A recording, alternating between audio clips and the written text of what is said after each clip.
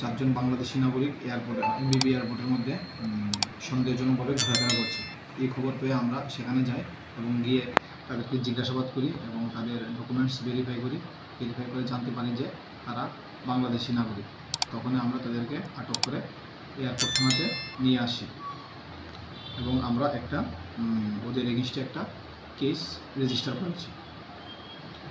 তার মধ্যে পুরুষ কতজন রয়েছে, মহিলা কতজন রয়েছে? তাদের মধ্যে পুরুষ 1 জন আর মহিলা 3 জন।